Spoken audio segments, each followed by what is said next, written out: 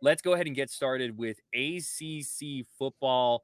The ACC kickoff is over and done with, and we've got just about a month until the ACC football season gets started. I'm Luis Fernandez. He's Mark Bergin.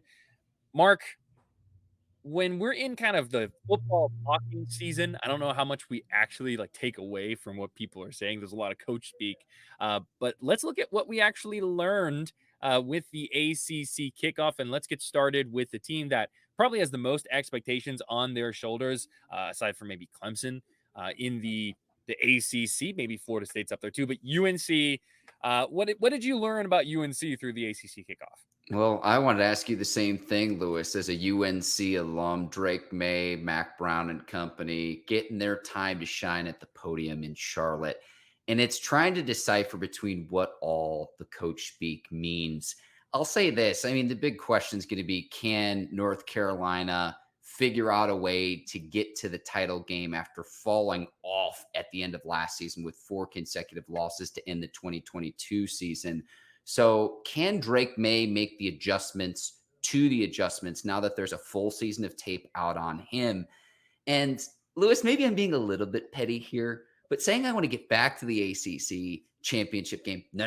Like, go win the conference. Go knock off the golden goose that is Clemson. That should be your goal. But Mac Brown said it best. You win, everything else is going to take care of itself. Whether the Tar Heels do that or not, that's an entirely different question. Yeah, because I think that's like, to me, when I look at what UNC has to accomplish this season, it's difficult because, like, UNC's been in these kind of situations before where you have a highly touted prospect at like Sam Howell, for example, Mitch Trubisky, another example. We A got lot the of pipeline expectation. in Chapel Hill, Lewis. It's there's another school in Raleigh that likes to try and claim QBU, but no, I'm just messing. But I think that there's a lot of expectations and hype around this team, so you have to accomplish something similar at very least to last year. And it's not like UNC is out here constantly going to the ACC championship game. Most of their ACC football success has come, at least from a championship game perspective, over the past decade or so. So I don't know. It's the UNC would have to reach the same level at the very least that we saw last year. The fall off last year also is a little bit concerning. That's why you bring in someone like Chip Lindsey to propel this offense forward. A lot of pieces that have to be fixed, that have to be replaced, especially the wide receiver room. But there's a lot of talent coming in. I think one of like the underrated parts of the season that we're going to be watching from an ACC football perspective is just how divisionless football takes hold. Because that's going to play a huge role.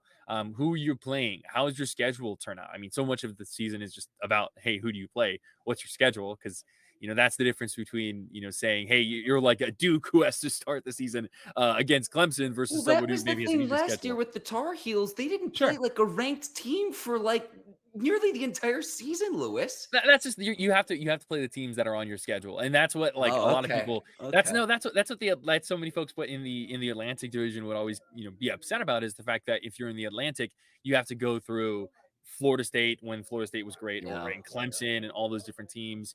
And the Coastal, meanwhile, always had that bit of chaos surrounding it. I don't know. It's going to be interesting because you have obviously Clemson is the assumption is going to be Clemson again. Cade Klubnik, what he does. Florida State just screams Florida State is back. When you look at what they are able to accomplish, what they have a quarterback, all of that kind of stuff. So I don't know. It's Let going me to be ask you interesting. this, Lewis. Let Yeah. me ask you this. Yes. I want to hop in here, and I think this will center our discussion. What is considered a successful season for you with Drake May and company with North Carolina? Because I look at it from the standpoint, haven't won a conference title since 1980. But what say you, Luis Fernandez? I mean, with the expectations that have been placed on this team, I think a return to the ACC championship game would be considered a success. And then it depends how you play in said ACC championship game. And when you Okay. listen to them talk in the ACC kickoff, a Okay. lot of the UNC players and coach Mac Brown really emphasize how much they got beat up in the ACC championship game, just how handily Clemson took care of business. So, then I think that's when you start to look at it. Because if you don't make the ACC championship game, I mean, what's the difference between, how is last year not as successful as this year? You know what I mean? Like, And let me make 2 yeah, points too. New offensive coordinator, so that's new with a quarterback who's okay, maybe a Heisman candidate, potentially a first round draft pick, one of the top picks in the 2024 draft. And it's not that you don't have talent in the receiver room, but the rapport you had with Josh Downs, the rapport you had with Antoine Green, which don't overlook the fact that he almost got 2 first downs every single time he caught the ball for the Tar Heels last season. So that's what I'm looking for early on is what's the rapport like that Drake May has with his receivers and then with his coaching and the fact that he has a new offensive coordinator. yeah, because the offense was really great, but it was almost too Drake May dependent. Mm. So what I'm looking for with UNC is this elevation of play from Drake May, but also an elevation of the team around him, where you don't have to say, "Hey, Drake, go win the game." That's offensively and defensively. Let's go to some of the other teams in the triangle, Yes. Lewis. And I want to stir the pot a little bit here. I don't actually believe this, but what happens if Duke somehow upset Clemson, which hasn't happened in like 20 years? It was before Dabo Sweeney was even there. But what happens to where when Riley Leonard, the Duke quarterback, flips and says, no, no, no, I'm the best quarterback in this division. So much for this Drake May guy over there. I think it would have to rely on, hey, a week one major upset against Clemson. And let me say this too, Luis Fernandez, now that sports betting is coming to the state of North Carolina. Right now, as it stands, it is a 13-point line on Clemson, but that game is going to be played, I believe, on September the 4th. So here's what's going to happen. Everyone's going to be trying to recoup their losses from over the opening weekend of college football. Let me lay it all on Clemson. That 13-point line is going to move to like 16 between now and then. But Duke's got to be happy because they extend Mike Elko. Some interest there from outside of Duke. I think that's Duke getting out ahead of, there's a vacancy at Northwestern. There's going to be other vacancies throughout the course of the season. But can they build on what was a very good season in year one of Mike Elko a year ago? And Riley Leonard, he might be the best quarterback here in the triangle, Lewis. I don't actually believe that. Duke fans might make that argument, though. No, I mean, so it's what Duke is going through right now, Duke football, is this, I think, classic overreaction archetype, if you will, I love where this.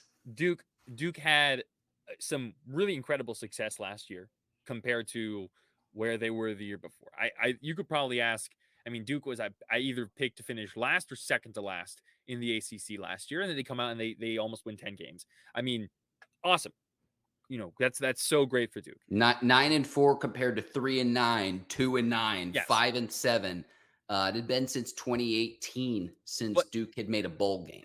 there still is a huge gap in talent between a Yeah. Duke and a Clemson. Yeah, So 100%. Duke is not going to beat Clemson. I feel very confident about that. Yeah. But I think Duke can make it very interesting. And I think Riley Leonard deserves to be given his flowers. I think he's going to be he was a great quarterback last year. I think he's going to continue to be a really good quarterback for Duke. He's going to probably build up his draft stock a little bit depending on how the season goes.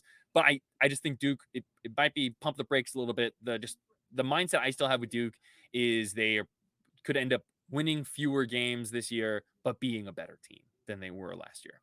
I'm I'm trying to get research on to figure out the last time Duke upset Clemson in football too. Not talking about hoops, not talking about the hardwood. It's been a long time. It's been quite some time. Either way, that was Duke and UNC. Let's go and turn to the last team in the triangle, NC State. Brennan Armstrong, baby. Brennan Armstrong. And you've got a quarterback named Armstrong. It's like an ice cream man named Cone, Luis Fernandez. And maybe I'm drinking the Kool-Aid a little bit too much, but like NC State has like no expectations going into this year versus I feel like last year you still wind up a top 25 team, but you probably fall short of, hey, you had Devin Leary, the preseason player of the year. Obviously he gets hurt, ton of other injuries across the course of the team. Going into this year with like no expectations, if they even deliver somewhat, if they got back into say the top 25, it's like icing on the cake. So that's the question, right? Because I think NC State is always going to have a consistent defense. That's just what that team is. That's who That's who Dave Doran is as a coach. They're going to have a consistent good defense. A lot of the players who left, and they had some very key players, especially at linebacker, leave, but they're filling in with players who have a lot of experience, either playing because of injuries or just getting reps on the field in general. So I don't think there's going to be this huge drop off with the defense. So it's all going to come down to, can that offense catch up? And I think Brennan Armstrong, if he can obviously go back to what he was 2 years ago, then yes. And that's why you bring in someone like Robert and I at offensive coordinator to help propel State to that point. But it still is going to be about the team that's surrounding him. What do they have a wide receiver? What do they have a running back? What is going to be around Brennan Armstrong? And it's always, when someone goes up and down like that in their career, it's like, hey, I need to see it to believe it first. But Mm. like, I think that is fair to say that State doesn't really have a whole lot of expectations on them this year. And so with that in mind, I think it would be very easy for State to go above and beyond their expectations if they can produce a consistent, solid offense. I want to ask you from Luis Fernandez, the North Carolina Tar Heels fan perspective, which team between Duke and NC State causes you more cause for concern from a fan standpoint, Lewis? Um, I would say this is tough. At this And when I point say in cause for concern that like, hey, they're going to beat your Carolina Tar Heels, let me be clear. at this point in time, I think just from a UNC perspective, I think you go with State just because of the history that UNC and State football I think have, that's fair. and I do think that the unknown of Brendan Armstrong and Robert Nye and that Virginia success translating at NC State, that is intriguing to me. Whenever you have a team that's willing to adapt and evolve, and I think that's what we are seeing with Dave Doran and the Wolfpack, is that they are willing to adapt and evolve and say, hey, we can't just win by playing good defense, maybe getting a safety, get a couple of field goals, and punt the ball well. Like that evolution is always a little bit scary because you don't know what you're going to get. I don't know. I just this might be a little bit just kind of recency bias, but I genuinely feel like we could see the best overall football in the triangle that we have seen in quite some time. Like I think Overall, yes. definitely, definitely. And Yeah, really, to answer that question, Lewis, I hate to say like, oh, well, we'll find out. How Duke plays Clemson in that week one matchup is going to be very, very telling. That's a measuring stick game for me. Whereas yeah, you mentioned the talent discrepancy. How do you play? Can you cover the spread where right now we think it's about 2 touchdowns? And again, I'm telling you right now that line is going to move because the game's on September the 4th, which is sure. that the Sunday or the Monday? It's the Monday. It's Yeah. Labor Day. But People are going to be recouping their losses, and I promise you that line is going to move, Lewis. I and promise look at UNC in South Carolina that weekend as well. So you. that's another great measuring College stick game game. day, baby. If UNC does not want to fall into the constant pattern of what UNC football is, where it's like this, oh, expectations, oh, they don't deliver. Oh, expectations, oh, they don't deliver. Beating South Carolina would be a great place to start with reversing those kind of expectations.